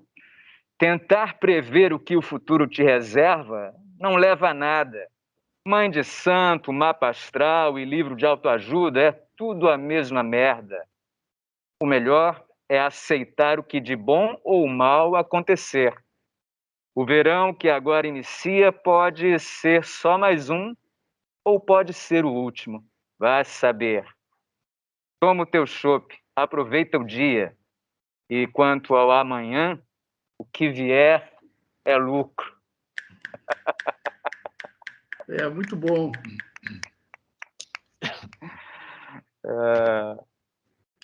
Tem alguém pedindo, Lemos?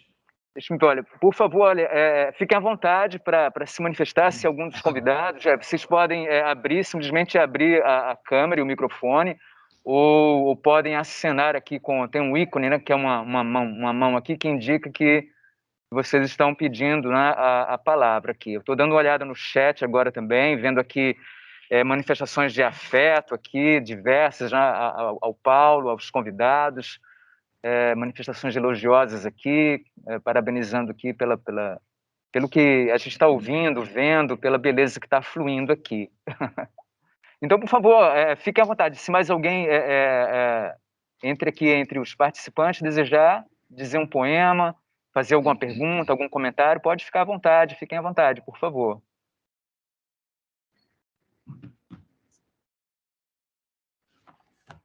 Esse é o momento. Eu aproveito aqui para pedir, informar aqui também que os participantes podem, por favor, se desejarem, preencher uma avaliação que já está disponível aqui no chat. Vocês podem fazer isso um pouco depois, logo após o término aí do evento, para que vocês falem, né, sobre as impressões de vocês sobre essa realização. Paulo, eu vi que meu microfone está aberto. Escolhe um poema, leia um que você gostaria de ler para mim. Um inédito, tá bom? Oba. Perfeito, ótimo. Perfeito, extraordinário. Ótimo. O livro está mais do que pronto já. Se não fosse essa bendita pandemia... Deixa eu pegar um aqui que eu acho legal. Vou botar o primeiro logo que abre o livro. Chama-se Anacruze. Ele começa com aspas e termina fechando as aspas. Em sua mais recente coletânea, ele retoma os mesmos velhos temas, e vê-lo equacionar esses problemas gera uma admiração que é momentânea e é só no plano intelectual. Pois o que temos é uma poesia bem calculista, sarcástica, fria, pobre em imagens, pouco musical, presa ao prosaico. Uma poesia chã, indiferente ao que é sublime e nobre, imune ao visceral, ao sentimento, isenta de passado e de manhã. Em suma, uma poesia rala e pobre que espelha a mesquinhez do nosso tempo.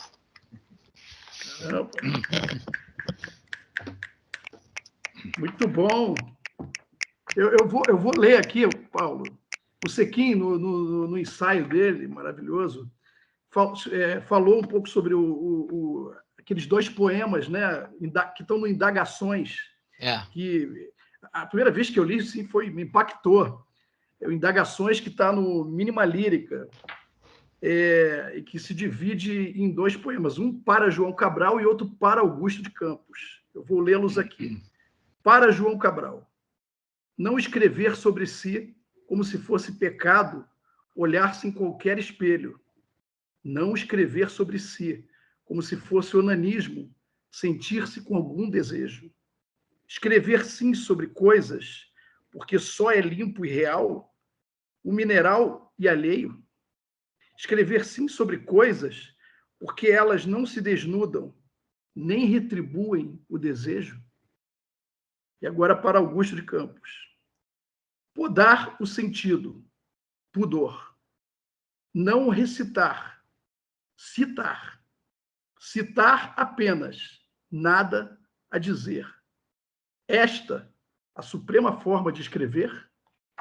Esse poema tem uma citação que o Cabral, que o Augusto cita, sim, o John Cage, né? Então, 2 superegos aí, né? Meus caros, é uma função amarga essa aqui, é do mediador. Nós estamos nos aproximando do final do evento, do nosso evento. Eu gostaria de passar a palavra aos nossos convidados, queríamos ouvir as suas palavras de despedida e ouvir também o Paulo. Vamos nos aproximando do encerramento de hoje. Podemos começar pela Viviana? Está mudo, está mudo. Está mudo.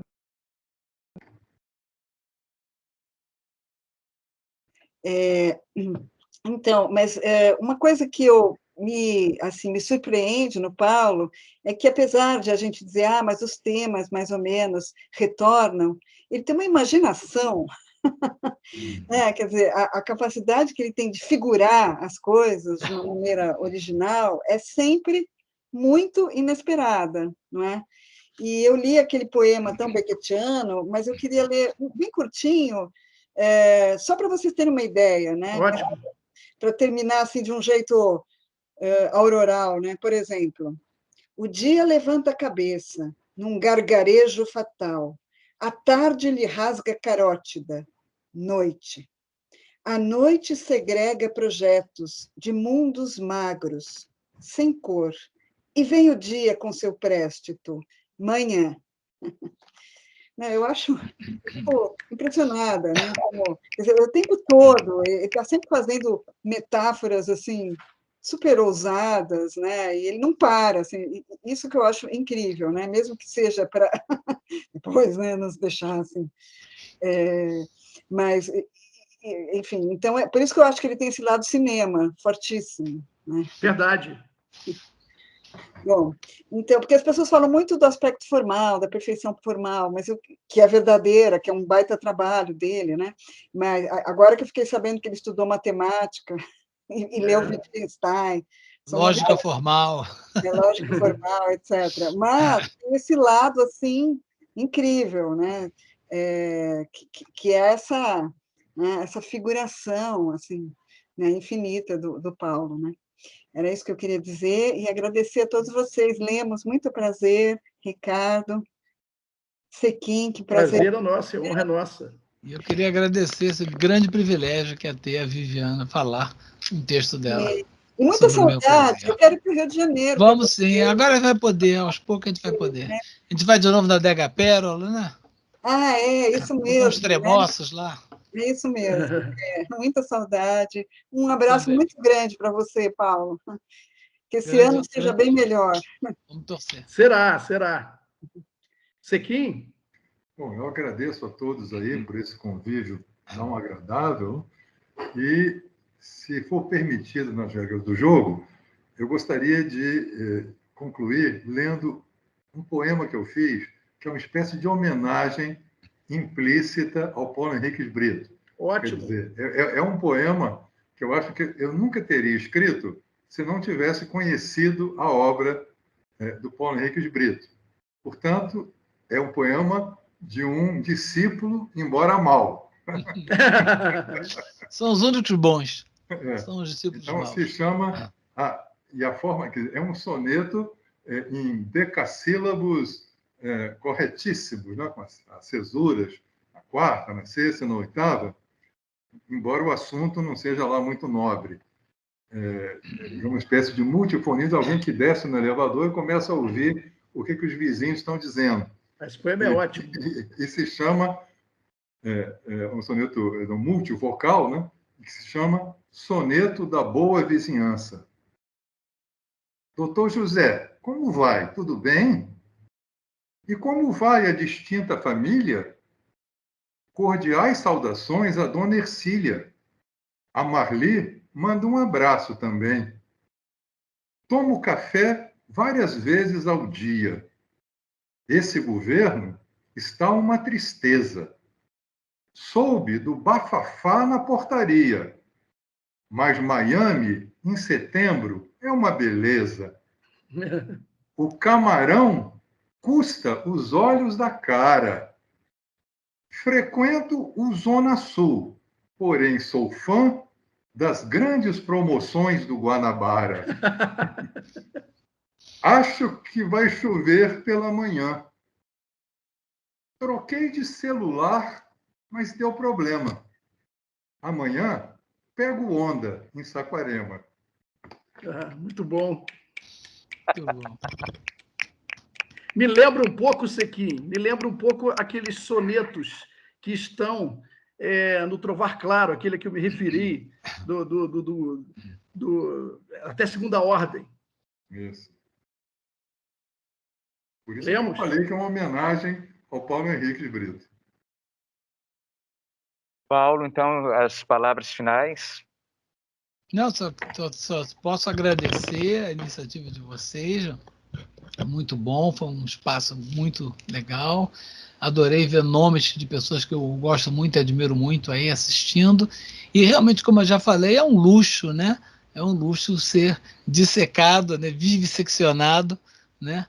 Por pessoas do quilate, da Viviana e do Sequim. Realmente que são pessoas que, além de eu gostar, como amigos, são pessoas que eu tenho uma imensa admiração. E mais uma vez eu queria agradecer a vocês por esses textos. Só isso. Bem, parabéns aí, parabéns, muita saúde, paz. E ano que vem estaremos aí na fila de autógrafos do seu novo livro.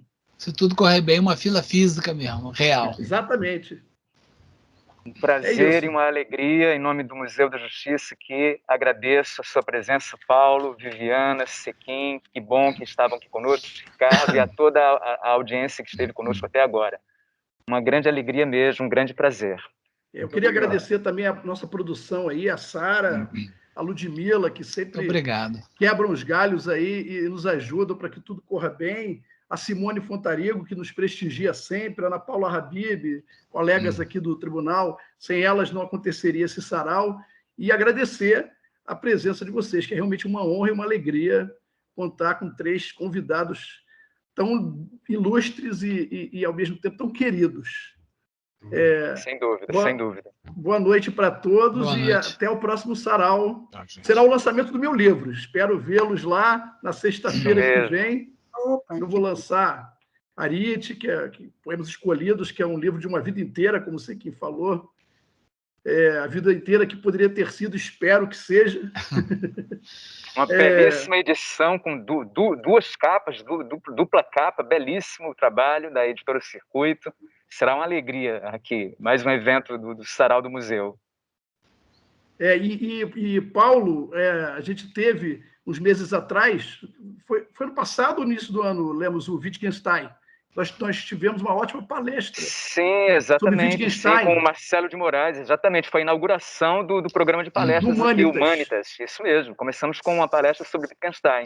Você gosta, se você procurar no YouTube... Vou procurar. Você pode achar a palestra na íntegra lá, foi muito legal. Palestra, brilhante palestra do Marcelo, professor da UERJ, Marcelo de Moraes. Vou procurar, sim. É isso. Então, obrigado a todos. Bom final de semana. Bom final de semana para vocês todos. Muito obrigado. Tudo de bom para vocês.